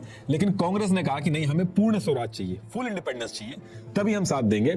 इसके बाद क्रिप्स कमीशन वगैरह बहुत सारी चीजें आई, लेकिन कांग्रेस अपनी बात पे अड़ी रही। कांग्रेस का यह मानना था कि ये एग्जैक्ट सही टाइम है ब्रिटिशर्स के ऊपर प्रेशर बना के आजादी लेने का। और इसी टाइम पे कांग्रेस ने अपने आंदोलन जो है वो बहुत तेज कर दिए थे। गांधी जी ने क्विट इंडिया मूवमेंट जो था वो शुरू कर दिया था। मुस्लिम लीग की लीडरशिप ने सोचा कि ये एकदम सही टाइम है कि ब्रिटिशर्स का यहाँ पे सपोर्ट करो जब उनको सबसे ज्यादा जरूरत है, और जब वॉर खत्म होगी और हम उनको सपोर्ट करेंगे तो वो हमें भी फेवर करेंगे, जैसे वो पाकिस्तान की जो डिमांड कर रहे थे, इन सारी चीजों को लेके वो फेवर करेंगे। तो मुस्लिम लीग, जिसके बारे में ऑलरेडी कहा जाता था कि ये ब्रिटिशर्स की बहुत ही लॉयल है, वो अपना अनकंडीशनल सपोर्ट ब्रिटिशर्स को इस टाइम पे दे देती है। हिंदू महासभा यहाँ पे कहती है कि अगर मुस्लिम लीग जो है वो अपनी सीट नहीं छोड़ रही है तो हम भी नहीं छोड़ेंगे। तो उन्होंने भी अपनी सीट नहीं छोड़ी और अंग्रेजों को सपोर्ट किया। तो ये वो टाइम था जब कांग्रेस की जितनी भी लीडरशिप थी सबने रिजाइन कर दिया था और क्विट इंडिया मूवमेंट की वजह से आधे से ज्यादा लीडर जो थे वो जेल के अंदर थे। तो इस पर्टिकुलर टाइम पे कांग्रेस थोड़ी सी बैकफुट पे थी और इसी टाइम पे हिंदू महासभा और मुस्लिम लीग जो थे वो बहुत ही स्ट्रांग हुए थे और दोनों ग्रुप आपस में खुल के लड़ रहे थे। मुस्लिम लीग का कहना था कि हम मुस्लिम इंटरेस्ट को प्रोटेक्ट करेंगे और उधर हिंदू महासभा का कहना था कि हम हिंदू इंटरेस्ट को प्रोटेक्ट करेंगे। हिंदू महासभा कह रही थी कि हिंदुओं के इंटरेस्ट तब तक प्रोटेक्ट नहीं होंगे जब तक मुस्लिम्स हमारी बात नहीं मानेंगे, और मुस्लिम लीग कह रही थी कि मुस्लिम्स के इंटरेस्ट तब तक प्रोटेक्ट नहीं होंगे जब तक हिंदू हमारी बात नहीं मानेंगे। और कांग्रेस जो सेकुलरिज्म की बात करती थी उसकी आधी से ज्यादा लीडरशिप पावर से बाहर थी और आधी जेल में थी। तो इस टाइम पे हिंदू मुस्लिम दंगे भी बहुत तेज हो गए थे, और ये जो सिचुएशन थी इसने इंडिया को पार्टीशन की तरफ बहुत तेजी से ढकेल दिया था। मुस्लिम लीग के लिए अब बहुत ही ज्यादा आसान हो गया था इंडिया के मुस्लिम्स को कन्विंस करना कि मुस्लिम और हिंदू जो है वो एक साथ नहीं रह सकते। और इस सारी जद्दोजहद के बाद मुस्लिम लीग का एक सेशन होना था। इस सेशन में इन्होंने अब ऑफिशियली एक रेजोल्यूशन पास करके अनाउंस कर दिया कि हिंदू मुस्लिम जो है वो एक साथ नहीं रह सकते। इसलिए इंडिया के जो मेजोरिटी वाले स्टेट्स हैं जैसे पंजाब, सिंध, NWFP यानी कि north west frontier province, Balochistan, Bengal और आसाम, ये सबको मिला के हमें एक अलग पाकिस्तान चाहिए। और कांग्रेस तो पहले से ही कहती आ रही थी कि इंडिया का पार्टीशन बिल्कुल भी नहीं होगा। तो दोनों पार्टियां अपनी अपनी बात पेड़ी हुई थी और एक डेडलॉक सिचुएशन हो गई थी। अब इसके बाद क्या होता है कि ईयर 1945 आते आते सेकेंड वर्ल्ड वॉर खत्म हो जाती है। यूके बहुत वीक हो चुका था और यूएस और यूएन से भी यूके के ऊपर बहुत ज्यादा प्रेशर आ रहा था कि आपकी जितनी भी कॉलोनीज हैं उनको आप छोड़ दो। इनफैक्ट इंडिया के अंदर भी जितने भी फ्रीडम फाइटर्स थे उन्होंने बहुत ज्यादा अंग्रेजों को परेशान कर रखा था। अंग्रेज खुद डरे हुए थे कि ब्रिटिश इंडिया की आर्मी में जो इंडियन सोल्जर्स हैं वो उल्टा अंग्रेजों के ऊपर अटैक ना कर दें। तो कहने का मतलब है कि इस पर्टिकुलर ईयर में यानी कि 1945 में यूके की सिचुएशन पूरी तरीके से बदल चुकी थी और यूके का इंडिया से निकलने के अलावा और कोई सोल्यूशन नहीं बचा था। तो यूके चाहता था कि इससे पहले कि नाम खराब हो या हम पे अटैक करें, हम पे मार के हमें निकालें, इससे बढ़िया खुद ही हमें निकल जाना चाहिए। और सेम टाइम पे ये जो वॉर खत्म हुई थी यूके के अंदर पॉलिटिकल पार्टी भी चेंज हो जाती है। अब लेबर पार्टी जीत के गवर्नमेंट में आती है और क्लेमेंट एटली ये पीएम बनते हैं यूके के। और पीएम बनने के बाद 15 मार्च 1945 को एक हिस्टोरिकल अनाउंसमेंट करते हैं कि यूके अब इंडिया के ऊपर अपना कंट्रोल नहीं रखेगा और इंडिया को छोड़ के वापस चला जाएगा, इंडिया को आजादी दे देगा। अब यूके ने ये चीज तो बोल दी थी कि आजादी दे देगा, लेकिन आजादी दे तो दे किसको? दो रिप्रेजेंटेटिव हैं, एक मुस्लिम लीग, दूसरा कांग्रेस, और दोनों एकदम अलग अलग रास्ते में, कोई अपनी बात से पीछे हटने को राजी नहीं है। मुस्लिम लीग जैसे आपको पता है कि वो पहले से ही कहती आ रही है कि हम इंडिया के सारे मुस्लिम्स के रिप्रेजेंटेटिव हैं। कांग्रेस कह रही है कि इंडिया के अंदर जितने भी लोग हैं हिंदू मुस्लिम सबके रिप्रेजेंटेटिव हम हैं। तो आजादी का डिस्कशन होना किससे है और किस तरीके से होना है इसके बारे में कुछ क्लैरिटी नहीं आ रही थी। तो अब इसके लिए ब्रिटिशर्स क्या करते हैं, अगले साल यानी कि 1946 के स्टार्टिंग में ब्रिटिशर्स एक इलेक्शन करवाने की बात करते हैं। और इलेक्शन करवाने के पीछे का जो मेन रीजन था वो ये था कि अंग्रेज चाहते थे इंडिया की जो पॉलिटिकल पार्टीज है जैसे मुस्लिम लीग, कांग्रेस, ग्राउंड लेवल पे लोगों का सपोर्ट किस तरीके का है, लोग क्या चाहते हैं। और इस इलेक्शन को कराने के पीछे एक और रीजन था कि ये मुस्लिम लीग जो अलग पाकिस्तान बनाने की जो डिमांड कर रही है, लोगों में ये डिमांड कितनी स्ट्रांग है, और कांग्रेस ये जो सेकुलर और यूनाइटेड भारत की बात कर रही है इसको कितना सपोर्ट मिल रहा है लोगों के बीच में। तो कहने का मतलब है कि इस इलेक्शन से यूके ये समझना चाहता था कि जब वो इंडिया को छोड़ के जाएंगे तो किस तरीके से पावर शेयरिंग होगी, किसको क्या देना होगा, पार्टीशन होगा या नहीं होगा, होगा तो किस तरीके से होगा, इसको लेके क्लैरिटी आएगी। ये जो इलेक्शन होना था ये मुस्लिम लीग और कांग्रेस के बीच में एक डायरेक्ट कंपटीशन था जिसमें कांग्रेस जो थी वो वोट मांग रही थी एक सेकुलर यूनाइटेड इंडिया के नाम पे जहां पे हिंदू और मुस्लिम सब साथ में रहेंगे, और मुस्लिम लीग जो है वो वोट मांग रही थी एक अलग मुस्लिम देश बनाने के नाम पे। और फिर इलेक्शन करवाए जाते हैं और इलेक्शन के बाद इलेक्शन का रिजल्ट आता है और रिजल्ट बहुत हैरानी वाले थे। कांग्रेस हिंदू मेजोरिटी वाले एरिया में जीत जाती है। 1585 सीट्स में से 923 सीट्स कांग्रेस को मिल जाती है। लेकिन इसमें सरप्राइजिंग बात ये थी कि मुस्लिम लीग जो थी, जो मुस्लिम रिजर्व एरिया थे, उसमें उसको 90% से ज्यादा वोट मिले थे। टोटल 482 सीट्स में से 425 सीट्स मुस्लिम लीग बड़े आराम से जीत गई थी। मतलब कि इस इलेक्शन से साफ हो गया था कि मुस्लिम लीग जो है वही इंडिया के मुस्लिम्स की असली रिप्रेजेंटेटिव है। और इस इलेक्शन के बाद कहीं ना कहीं हर किसी को रियलाइज हो गया था कि अब इंडिया का पार्टीशन होके रहेगा। ब्रिटिशर्स ने ट्राई किया कि दोनों पार्टी जो है कांग्रेस और मुस्लिम लीग, इनको मिला के एक इंटरिम गवर्नमेंट भी बनाई जाए, लेकिन मुस्लिम लीग ने उसमें काम ही नहीं होने दिया। जिन्ना अलग देश की डिमांड पे पूरी तरीके से अड़े हुए थे और नेहरू जो थे वो भी अपनी बात से पीछे नहीं हट रहे थे। अब सिचुएशन ऐसी थी कि ब्रिटिशर्स को जल्दी से जल्दी इंडिया से निकलने था, लेकिन फिर से कोई सोल्यूशन बन नहीं रहा था। तो यूके ने क्या किया, यूके ने अपने 3 कैबिनेट मिनिस्टर इंडिया भेजे ताकि इंडिया के अंदर एक सोल्यूशन निकाला जा सके, और इसको कैबिनेट कमीशन बोला गया। तो अब 24 मार्च 1946 को यूके से ये तीनों कैबिनेट मिनिस्टर जो थे वो इंडिया पहुंच जाते हैं ताकि ये डिसाइड हो सके कि कैसे आगे इंडिया के अंदर सरकारें चलेंगी, पॉलिटिकल पार्टी चाहती क्या है, कॉन्स्टिट्यूशन कैसा होगा, पावर डिस्ट्रीब्यूशन किस तरीके से किया जाए, ये काम इनका था। ये लोग बहुत कोशिश करते हैं, 3 से 4 वीक तक मल्टीपल मीटिंग्स करते हैं कांग्रेस के साथ, मुस्लिम लीडर्स के साथ, हर एक लीडर के साथ, लेकिन कोई सोल्यूशन नहीं निकलता है। जिन्ना और नेहरू दोनों अपनी अपनी बात पे अड़े हुए थे और ब्रिटिशर्स जो थे वो जल्दी से जल्दी इंडिया से निकलना चाह रहे थे। तो कैबिनेट मिशन जो आया था वो इतना ज्यादा फ्रस्ट्रेट हो गया था कि इसने 16 मई 1946 को खुद से अनाउंस कर दिया कि आप लोग आपसी सहमति नहीं बना पा रहे हो, तो इंडिया को आजादी कैसे मिलेगी उसका प्लान जो है वो हम खुद से बना के आपको दे रहे हैं। और फिर थोड़े टाइम बाद कैबिनेट मिशन जो था उसने अपना एक प्लान बना के पब्लिश कर दिया। इस प्लान के अंदर सबसे पहली चीज कही गई कि इंडिया का कोई भी पार्टीशन नहीं होगा। दूसरी चीज इसमें इन्होंने कही कि कम्युनल रिप्रेजेंटेशन यानी कि जो सेपरेट इलेक्टोरेट है किसी भी रिलीजन या कम्युनिटी को नहीं दिया जाएगा। और फिर इसके बाद इन्होंने 3 रिकमेंडेशन देके एक प्लान समझाया जिसमें इन्होंने 3 चीजों के ऊपर बात करी, जिसमें प्रोविंशियल यानी कि स्टेट्स की ग्रुपिंग थी, दूसरी प्रिंसली स्टेट के बारे में बताया था, तीसरी चीज कॉन्स्टिट्यूशन बनाने के लिए कॉन्स्टिट्यूएंट असेंबली कैसे बनेगी उसके बारे में बताया था। पहला पॉइंट प्रोविंशियल यानी कि स्टेट्स की जो ग्रुपिंग थी कि इंडिया के जितने स्टेट्स हैं इनको 3 ग्रुप में डिवाइड कर देंगे, ग्रुप ए, ग्रुप बी और ग्रुप सी। ग्रुप ए में इन्होंने रखे united province, Bombay, Madras, central province, Bihar और उड़ीसा। ग्रुप बी में रखे Punjab, Sindh, north west frontier province और बलूचिस्तान। और ग्रुप सी में इन्होंने रखे बंगाल और असम। अब अगर ये तीनों ग्रुप को अगर आप ध्यान से देखोगे तो उसमें आप नोटिस करोगे कि ग्रुप ए जो है उसमें हिंदू मेजोरिटी वाली स्टेट्स है और ग्रुप बी और ग्रुप सी में मुस्लिम मेजोरिटी एरियाज है। इसके साथ साथ इसमें इन्होंने कहा कि जितने भी हमने स्टेट्स डिवाइड किए हैं यानी कि प्रोविंस डिवाइड किए हैं ये अपना खुद का एक कॉन्स्टिट्यूशन बनाएंगे, फिर सब मिलके पूरे देश का कॉन्स्टिट्यूशन बनाएंगे। तो बेसिकली इसमें जो पूरा अनडिवाइडेड इंडिया था इसको सिर्फ और सिर्फ एक सेंट्रल गवर्नमेंट के अंडर में ना रखे 3 टियर सिस्टम बना दिया था। सबसे पहले सेंट्रल गवर्नमेंट, उसके बाद ग्रुप्स होंगे और उसके बाद स्टेट्स होंगे। सेंट्रल गवर्नमेंट के हाथ में सिर्फ फाइनेंस, फॉरेन अफेयर और कम्युनिकेशन होगा, बाकी जितनी भी चीजें होंगी वो सारी की सारी स्टेट जो है वो खुद डिसाइड कर लेगा। और ये जो पूरा सिस्टम बना के अंग्रेजों ने भेजा था, इस पूरे सिस्टम में सेंट्रल गवर्नमेंट जो थी वो बहुत वीक हो गई थी, स्टेट्स के पास ज्यादा पावर आ गई थी। और इसके बाद इसमें एक चीज और इन्होंने कह दी थी कि 5 साल जब हो जाएंगे तो कोई भी स्टेट चाहे तो अपनी मर्जी के हिसाब से ग्रुप को छोड़ के दूसरे ग्रुप में जा सकता है। और ये जो बाकी बचे हुए प्रिंसली स्टेट थे ये चाहे तो इंडिपेंडेंट रह सकते हैं या फिर इंडिया के साथ मिल जाए। और तीसरी चीज कॉन्स्टिट्यूएंट असेंबली, जो कॉन्स्टिट्यूशन बनाएगी इंडिया का, उसमें कौन कौन होगा। उसमें इन्होंने ये कहा कि जिस कम्युनिटी की जितनी पॉपुलेशन होगी उसकी परसेंटेज के हिसाब से कॉन्स्टिट्यूएंट असेंबली में भी उस कम्युनिटी के उतने ही मेंबर आएंगे ताकि हर कम्युनिटी का रिप्रेजेंटेशन हो सके कॉन्स्टिट्यूशन बनाने में। अब इसमें पाकिस्तान बनाने की जो डिमांड थी वो तो पूरी तरीके से हट गई थी, लेकिन उसके बाद भी जिन्ना जो थे वो इस प्लान के लिए एग्री कर गए थे। और वो इसलिए कर गए क्योंकि जो पाकिस्तान वो डिमांड कर रहे थे उनको उससे भी बड़ा पाकिस्तान फ्यूचर के अंदर बनता हुआ दिख रहा था। इसमें रूल था कि 5 साल बाद जो ग्रुप जो चाहेगा जहां से जहां मूव करना चाहेगा कर सकता है। तो जिन्ना ने सोचा कि आगे चल के सेंटर के हाथ में तो ज्यादा पावर है नहीं, तो अपना और बड़ा पाकिस्तान बनाने में आसानी होगी। थोड़ा टाइम लगेगा लेकिन जो वो चाह रहे हैं वो अचीव कर लेंगे। लेकिन कांग्रेस ने इस चीज को पकड़ लिया था। कांग्रेस ने कहा कि चलो बाकी सारी चीजें तो इसमें सही है कि आप इंडिया को डिवाइड नहीं कर रहे हो, 3 ग्रुप में आपने बना दिया है, बस इसमें 1-2 चीजें चेंज करनी होगी। एक तो ये जो आपने ग्रुप बनाया यानी कि जो 3 ग्रुप बनाया आपने स्टेट्स को डिवाइड किया है, इसमें किसी भी स्टेट के लिए कंपलसरी नहीं होना चाहिए कि वो किस ग्रुप में रहेगा।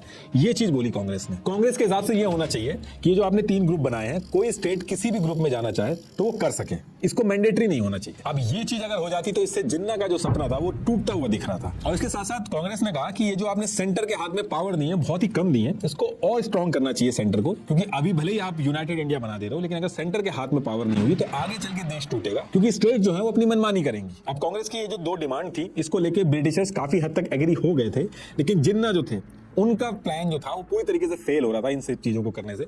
तो जिन्ना जो थे, जो इन्होंने पहले हाँ कर दिया था, वो इस कैबिनेट मिशन से जो पूरा प्लान था इससे बैकआउट कर देते हैं। अब मुस्लिम लीग अगर बैकआउट कर देती है और कांग्रेस भी नहीं मान रही थी तो ब्रिटिशर्स कहते हैं कि कोई बात नहीं, आप इसको आके ज्वाइन करिए, कॉन्स्टिट्यूएंट असेंबली का पार्ट बनिए, कॉन्स्टिट्यूशन बनाना शुरू करिए, बाकी चीजों पे डिस्कशन हो जाएगा। तो कांग्रेस तो ब्रिटिशर्स की बात मान के कॉन्स्टिट्यूएंट असेंबली वगैरह में काम करना स्टार्ट कर देती है, लेकिन मुस्लिम लीग जो थी वो अब एकदम अलग रास्ते पे निकल जाती है। जिन्ना जो थे वो गुस्सा होके 29 जुलाई 1946 को मुस्लिम लीग की वर्किंग कमेटी की एक इंपॉर्टेंट मीटिंग रखते हैं। इसमें ये कहते हैं कि ये जो इंडियन नेशनल कांग्रेस है ये मुस्लिम्स की जो जेन्युइन डिमांड्स है उनको नजरअंदाज कर रहे हैं और अपनी मनमानी कर रहे हैं, और अगर इन लोगों ने हमारी बात नहीं मानी तो 16 अगस्त 1946 को डायरेक्ट एक्शन के रास्ते हम अपना हक लेंगे। अभी डायरेक्ट एक्शन का मतलब क्या था उस पर्टिकुलर टाइम पे तो नहीं समझ में आया था, वो आगे चल के अभी समझ में आएगा, लेकिन इतना समझ में आ रहा था कि 16 अगस्त को सारे मुस्लिमों को वो रोड पे उतरने को कह रहे थे। उस टाइम पे बंगाल के अंदर मुस्लिम लीग जो थी वो पावर में थी। हुसैन शहीद ये बंगाल को हेड कर रहे थे और मुस्लिम लीग के मेंबर भी थे। तो इन्होंने क्या किया था, एक स्टार ऑफ इंडिया नाम से न्यूज़पेपर था, इन्हीं के एमएलए का था, तो इन्होंने 16 अगस्त 1946 को जो डायरेक्ट एक्शन डे का प्लान था कि क्या क्या होगा और वो सारी चीजें लोगों पे पहुंचाने के लिए इसी अखबार में पूरा का पूरा प्लान पब्लिश कर देते हैं ताकि मुस्लिम लीग के जो सपोर्टर है वो इकट्ठा हो जाए। अब इसके बाद 16 अगस्त की जब डेट आती है, इस दिन बंगाल के अंदर हुसैन शहीद जो कि हेड कर रहे थे वो पुलिस को हटा देते हैं। पुलिस उस टाइम पे होती नहीं है। अब इसमें बोला तो ये गया था कि पीसफुल प्रोटेस्ट होगा, लेकिन इस प्रोटेस्ट में दंगे होते हैं। इस चीज को द ग्रेट कैलकाटा किलिंग भी कहते हैं। हजारों लोगों की जान गई, फिर धीरे धीरे करके इंडिया के बाकी जगह पे हिंदू मुस्लिम एक दूसरे की जान के प्यासे हो गए। पूरे इंडिया के अंदर लोग एक दूसरे को निकाल निकाल के काट रहे थे। और ये दंगे सिर्फ वो एक दिन की बात नहीं थी, ये दंगे कॉन्टिन्यूअसली चलते रहते हैं, अगले एक साल तक चलते रहते हैं और डेली 200 से 300 लोगों की मरने की खबर आती थी। शुरू में कांग्रेस ने जिन्ना के इस डायरेक्ट एक्शन डे को बहुत ज्यादा सीरियस नहीं लिया था, लेकिन ये जो डायरेक्ट एक्शन डे जिन्ना ने कराया था, इसकी वजह से कांग्रेस के हाथ से सारी चीजें निकल चुकी थी, लोग रोड पे आ गए थे। अब कांग्रेस कुछ नहीं कर पा रही थी और कांग्रेस के पास दिक्कत ये थी कि दंगे रोकने के लिए वो खुद तो पावर में थी नहीं। अंग्रेज जो थे वो जल्दी से जल्दी इस पे डिसीजन लेके भागना चाहते थे और दंगे तभी रुकेंगे जब इंडिया का पार्टीशन होगा। जिन्ना अपनी बात पे अड़े हुए थे कि वो पूरी मुस्लिम कौम के रिप्रेजेंटेटिव है और उनको एक अलग पाकिस्तान चाहिए। जिन्ना जब कहते थे कि मैं इंडिया के सारे मुस्लिम्स का रिप्रेजेंटेटिव हूं, तो कांग्रेस में कई सारे मुस्लिम लीडर थे जैसे मौलाना अबुल कलाम। तो ये लोग कहते थे कि जिन्ना ये मजाक वाली बातें कर रहे हैं, क्योंकि हम लोग क्या करें, फिर हम लोग घरों में जाके बैठ जाएं। अब देखिए हो ये रहा था कि डेली लोग मर रहे थे, इंडिया में हर तरफ कम्युनल टेंशन फैल चुकी थी। अब इससे निपटने के लिए एक ही सॉल्यूशन था कि कांग्रेस और मुस्लिम लीग एक एग्रीमेंट में आए, लेकिन दोनों अपनी अपनी बातों पे अड़े हुए थे। तो ये दोनों जल्दी से कोई डिसीजन ले। इससे निपटने के लिए यूके के जो पीएम थे क्लेमेंट एटली, इन्होंने 28 फरवरी 1947 को ब्रिटिश हाउस ऑफ कॉमन में एक अनाउंसमेंट की कि बहुत हो गया, चाहे अब इंडिया के जो पॉलिटिशियंस हैं ये एग्रीमेंट में आए चाहे ना आए, 30 जून 1948 को हम लोग पावर ट्रांसफर करके इंडिया से चले जाएंगे। फिर उसके बाद इंडिया के अंदर कुछ भी हो उसके जिम्मेदार हम नहीं होंगे। इन्होंने उस समय कह दिया था कि इंडिया के जितने भी स्टेट्स हैं हम सबको इंडिपेंडेंट करके चले जाएंगे। इसको बैल्कन प्लान भी बोलते हैं। इससे नेहरू जी और जिन्ना दोनों परेशान हो गए। नेहरू जी कह रहे थे कि कहां हम 2 देश बांटने को रेडी नहीं है, आप इतने सारे टुकड़े करने की बात कर रहे हो। जिन्ना जो थे वो भी 6 प्रोविंस को मिला के एक पाकिस्तान बनाना चाहते थे और ऐसे में पाकिस्तान के भी टुकड़े हो जाएंगे और हर स्टेट का जो लीडर होगा वो छोटे छोटे स्टेट का हेड बन जाएगा। एक्चुअल में तो कहीं ना कहीं इनकी पीएम बनने की भी एस्पिरेशन थी और अंग्रेज ने ये जो डेट दी थी 30 जून 1948 की, अगर जिन्ना और नेहरू अड़े रहते, मानते नहीं और अंग्रेज यहां से चले जाते, तो इंडिया की जो इंटरनल सिचुएशन है वो आउट ऑफ कंट्रोल हो जाती। जगह जगह पे दंगे ऑलरेडी हो रहे थे, कॉन्स्टिट्यूशन बना नहीं था, जिन्ना की जिन एरिया में पकड़ती वहां पे क्या होता, कितनी मारकाट होती, क्या सिचुएशन होती, ये इमेजिन भी नहीं किया जा सकता था। तो जब अंग्रेजों ने ये एक स्पेसिफिक डेट दे दी कि हम चले जाएंगे, तो नेहरू जी और जिन्ना दोनों सेम पेज पे आने की कोशिश करना स्टार्ट करते हैं और अब यहां से कांग्रेस जो थी वो भी अब पार्टीशन के ऑप्शन के बारे में डिस्कशन स्टार्ट कर देती है। तो एक तरह से जिन्ना का ये जो प्लान था डायरेक्ट एक्शन डे का, ये काम किया और कांग्रेस को झुकना पड़ा क्योंकि दंगे जो थे वो डे बाय डे बढ़ रहे थे। उस टाइम के कांग्रेस के प्रेसिडेंट कृपलानी जी ने कहा कि rather than have battle we should let them have their Pakistan. और 19 मार्च 1947 को नेहरू जी ने भी ये चीज बोल दी कि पार्टीशन करना पड़ेगा। अब ये जो अनाउंसमेंट की थी अंग्रेजों ने कि ये लोग 30 जून 1948 को चले जाएंगे, उसी अनाउंसमेंट के अगले दिन ये एक काम और करते हैं। वेबल्स जो उस टाइम का इंडिया का वॉइस रॉय था, यूके ने इनको भी हटा दिया कि इतने टाइम से इनको काम दिया गया था कि इंडिया के लीडरों से बात करके कुछ सोल्यूशन निकाला जाए और इन्होंने बहुत टाइम खराब कर दिया था और अंग्रेज जो थे वो बहुत जल्दी निकलना चाह रहे थे। तो वेबल्स को हटा के लॉर्ड माउंटबेटन को इंडिया का वॉइस रॉय बना के तुरंत भेजा जाता है इस काम को निपटाने के लिए। अब जब पाकिस्तान के डिस्कशन देश के अंदर स्टार्ट होना चालू हुए तो पंजाब के सिख और बंगाल के हिंदू परेशान हो गए। इन्होंने कहा कि अगर पार्टीशन में पंजाब और बंगाल पूरे पाकिस्तान को चला जाएगा तो हम तो फंस जाएंगे, हम तो बिना कुछ किए ही माइनॉरिटी बन जाएंगे पाकिस्तान के अंदर जाके। तो ये लोग साफ मना कर रहे थे कि इनको पाकिस्तान के साथ नहीं जाना है और जिन्ना जो थे इनको आराम से समझा के पंजाब और बंगाल जो था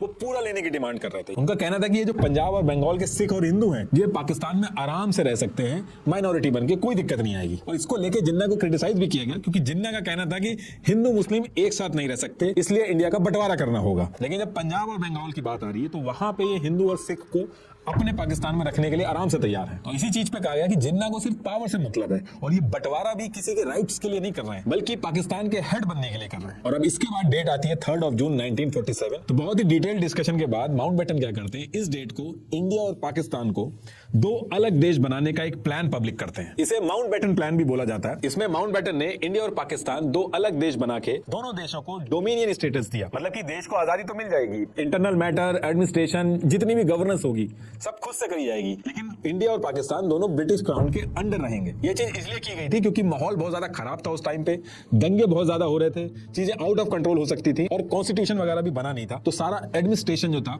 उसको सेटअप करने में भी टाइम लगता। तो इसलिए ये डिसाइड हुआ कि जब तक दोनों कंट्रीज का कॉन्स्टिट्यूशन नहीं बनता तब तक उन्हें एक डोमिनियन स्टेटस दिया जाएगा। तो इसी वजह से जब ईयर 1950 में इंडिया का और 1956 में पाकिस्तान का कॉन्स्टिट्यूशन बना तब जाके दोनों देशों को पूरी तरीके से ब्रिटिश क्राउन के अंडर से हटाया गया। और इसके बाद ये जो माउंटबेटन प्लान था इसमें कहा गया कि पंजाब और बंगाल के केस में वोटिंग हो जाएगी, मुस्लिम, हिंदू और सिख के जो रिप्रेजेंटेटिव हैं ये अलग अलग वोटिंग कर लेंगे कि अगर हिंदू और सिख भी चाहते हैं पाकिस्तान के साथ जाना तो पंजाब और बंगाल को भी 2 पार्ट में बांट दिया जाएगा। लेकिन जब वोटिंग हुई तो हिंदू और सिख जो थे उन्होंने पाकिस्तान की बजाय इंडिया के साथ रहना प्रेफर किया। तो इस केस में पंजाब और बंगाल को ईस्ट और वेस्ट पार्ट में डिवाइड करके इंडिया और पाकिस्तान में बांट दिया गया। तो कहने का मतलब है कि ये सारी चीजें होने के बाद फाइनली जो पाकिस्तान था उसके अंडर में सिंध, नॉर्थ वेस्ट फ्रंटियर, आज का जो खैबर पख्तून है वो, बलूचिस्तान, सिलेट, वेस्ट पंजाब और ईस्ट बंगाल, बाकी जितना बचा वो सब इंडिया के पास गया। और जो प्रिंसली स्टेट थे उसमें माउंटबेटन प्लान में ये था कि जो पुराने अंग्रेजों के साथ प्रिंसली स्टेट के जो एग्रीमेंट हुए वो सब रद्द हो जाएंगे और प्रिंसली स्टेट अगर चाहते हैं पाकिस्तान के साथ जुड़ना या इंडिया के साथ जुड़ना या इंडिपेंडेंट रहना, ये पूरी तरीके से उनकी मर्जी है। और जब ये पार्टीशन हुआ तो जिस रेजिमेंट के अंदर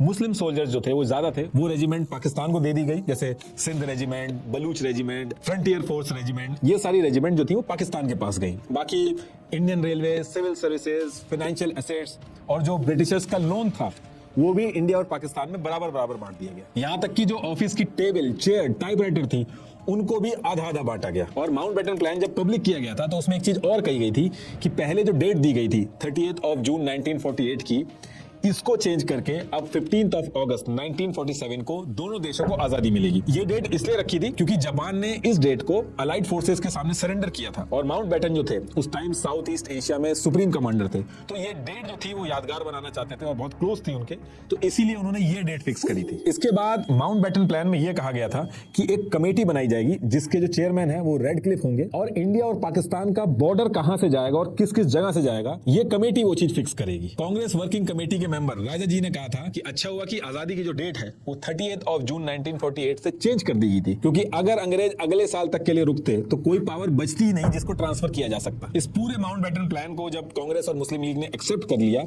तो इसको 4 जुलाई 1947 को इंडियन इंडिपेंडेंस बिल के नाम से बहुत ही जल्दबाजी में ब्रिटिश पार्लियामेंट में लेके जाया गया और फिर जल्दी जल्दी डिस्कशन करके इस बिल को यूके के parliament, house of common, house of Lord में पास करके और फिर अगले दिन यूके के जो किंग थे उनसे साइन करा के ये जो बिल था अब ये एक्ट बन जाता है जिसका नाम होता है इंडिया इंडिपेंडेंस एक्ट 1947।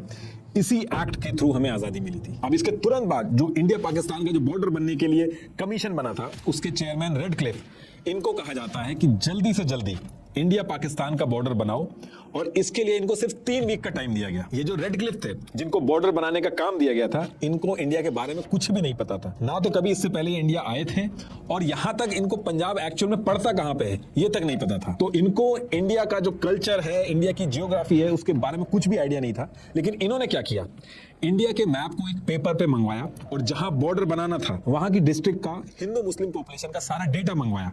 फिर ये एक एक डिस्ट्रिक्ट उठा के इन्होंने हिंदू मुस्लिम मेजोरिटी वाले एरिया के हिसाब से बॉर्डर बनाते चले गए और ऐसे करके इन्होंने एक पेपर पे इंडिया के 2 टुकड़े कर दिए। अब इसके बाद डेट आती है 14 अगस्त 1947, लेकिन अभी तक बॉर्डर कहां पे बनाया जाएगा ये चीज रेडक्लिफ ने ऑफिशियली अनाउंस नहीं की थी, तो किसी को भी नहीं पता था कि इंडिया पाकिस्तान का बॉर्डर होगा कहां पे। अब नेक्स्ट है 15 अगस्त 1947, यानी कि टेक्निकली 14 अगस्त 1947 की रात को 12 बजे के बाद इंडिया और पाकिस्तान की आजादी डिक्लेयर होनी थी। लेकिन पाकिस्तान अपनी इंडिपेंडेंस इंडिया के साथ नहीं मनाना चाहता था, वो अपनी आइडेंटिटी इंडिया से अलग रखना चाहता था। और इसके साथ साथ माउंटबेटन जो इंडिया के वॉइस रॉय थे उनके लिए भी 15 अगस्त को कराची और दिल्ली में एक साथ आजादी की जो सेरेमनी थी उसको अटेंड करना एक चैलेंज था। तो पाकिस्तान ने 14 अगस्त को ही अपनी इंडिपेंडेंस अनाउंस कर दी और जब ये चीज कर दी गई तो ब्रिटिश अथॉरिटी जो थी उसने भी 14 अगस्त को ही पाकिस्तान की जो इंडिपेंडेंस थी उसको अपने रिकॉर्ड में रखा और नेक्स्ट डे 15 अगस्त को इंडिया को इंडिपेंडेंस मिल जाती है। The national flag, saffron, white, green tricolour, perfectly unfurled. The rest, proud, proud, proud. All rejoicing over the birth of the Dominion of India. Independent India के जो पहले गवर्नर थे वो Mountbatten को ही बनाया गया था। ऐसा इसलिए किया गया था क्योंकि अभी भी काफी सारे एसेट्स बचे थे, उनका डिवीजन होना था और इंडिया और पाकिस्तान के बीच में स्मूथली पावर ट्रांसफर होने में भी बहुत सारी चीजें थी। तो इन सारी चीजों के लिए एक न्यूट्रल आदमी चाहिए था। तो ये सारी चीजों को देख के इंडिया ने फैसला लिया था कि आजाद भारत के जो गवर्नर जनरल बनेंगे वो लॉर्ड माउंटबेटन ही बनेंगे। लेकिन पाकिस्तान की तरफ जिन्ना ने खुद को बनाया था गवर्नर जनरल। अब आजादी के 2 दिन बाद यानी कि 17 अगस्त 1947 को इंडिया पाकिस्तान का जो एक्चुअल बॉर्डर था रेडक्लिफ उसको अनाउंस कर देते हैं। अब उस टाइम पे इंफॉर्मेशन इतनी आसानी से नहीं पहुंचती थी, तो कई कई जगह पे तो ऐसा हुआ कि लोग अपना काम कर रहे थे तो कोई आके जाके बताता था कि यहाँ से अब घर छोड़ के चलना पड़ेगा, अब ये इंडिया नहीं रहा, अब ये पाकिस्तान हो गया। ये जो इस टाइम पे हर किसी को पावर लेने की जल्दी थी, किसी को पावर छोड़ के जाने की जल्दी थी, इसकी वजह से जो मिसमैनेजमेंट हुआ उसकी वजह से बहुत लोगों की जान गई। जैसे ही अनाउंसमेंट होती है बॉर्डर की, तो बांग्लादेश के अंदर ये जो यहाँ पे रहने वाले हिंदू थे वो माइग्रेट होकर यहाँ जाना चालू कर देते हैं, और यहाँ के रहने वाले मुस्लिम जो थे वो माइग्रेट होकर यहाँ जाना चालू कर देते हैं। ऐसे ही पंजाब की बात करें तो इस साइड लाखों सिख इधर माइग्रेट होना चालू कर देते हैं, ऐसे ही मुस्लिम जो थे वो इधर माइग्रेट होना चालू कर देते हैं। और इन दोनों एरिया में सबसे ज्यादा कम्युनल टेंशन थी पहले, तो इस पूरे माइग्रेशन में बहुत ज्यादा मारकाट हुई। कई जगहों पे लाइन लगी होती थी, एक दूसरे को लोग कहते थे कि मेरा घर मैं वहां पे छोड़ के आ रहा हूं, तुम वहां पे जाके रह लेना। इस तरीके की हालात हो गए थे। अब ये माइग्रेशन ऐसा नहीं था कि गाड़ियां आई सबको बैठा के ले गई। इस माइग्रेशन में बहुत ही ज्यादा बड़े स्केल पे दंगे स्टार्ट होते हैं, औरतों के कपड़े फाड़े जाते हैं, जबरदस्ती होती है, लोग एक दूसरे को काटना शुरू कर देते हैं, ट्रेनों में लाशें भर के भेजी जाती थी, रातों रात लोगों को अपना घर छोड़ के भागना था और अपनी जान बचानी थी, और इसके बाद भी अपने अच्छे खासे घर छोड़ के उनको रिफ्यूजी कैंप में जाना था। लोगों में आपस में नफरत किस लेवल की थी इसका अंदाजा आप इस तरीके से लगा सकते हो कि पार्टीशन हो चुका था, सॉल्यूशन हो चुका था, अब किसी भी बात का कोई भी मतभेद नहीं था, उसके बाद भी 10 से 20 लाख लोग पार्टीशन होने के बाद, सॉल्यूशन मिलने के बाद भी काट दिए गए। आज भी अगर आपके आसपास कोई ऐसा परिवार होगा या आपके जानने में कोई ऐसा होगा जो पार्टीशन के टाइम पे जो लोगों के बच्चे होंगे अभी, अगर आप उनसे बात करोगे तो बताएंगे कितना खतरनाक था। कई कई ऐसे केस भी थे जहां 20-20 साल होने के बाद भी लोग रोते थे कि मुझे मेरे घर बॉर्डर के उस पार भेज दो, मुझे घर वापस जाना है। और सबसे बड़ी बात, जिन्ना जो इस बंटवारे के लिए अड़े हुए थे, ये सब होने के बाद अगले ही साल उनको टीबी हो जाता है और उससे उनकी डेथ हो जाती है। और फिर इसके बाद 26 जनवरी 1950 को जब इंडिया का कॉन्स्टिट्यूशन बनता है, तब इंडिया का जो डोमिनियन स्टेटस था वो हट जाता है और इंडिया को पूरी तरीके से आजादी मिल जाती है। पाकिस्तान का जो डोमिनियन स्टेटस था वो 23 मार्च 1956 को हटा था और फिर पाकिस्तान भी पूरी तरीके से आजाद हो गया था। लेकिन आज की डेट तक लोग इस बंटवारे को भूले नहीं है, आज भी उनके दिल में जो उस टाइम पे हुआ था वो सारी चीजें रहती हैं। लास्ट में एक बार फिर से आपको बता दूं, सॉवरेन अपने नए यूजर्स को 45 डेज का फ्री ट्रायल देता है। इसमें आप फेमस इन्वेस्टर आदित्य जोशी से इन्वेस्टिंग सीख सकते हो बिल्कुल फ्री। तो आज ही सॉवरेन ऐप डाउनलोड करें, link is in the description. Thank you.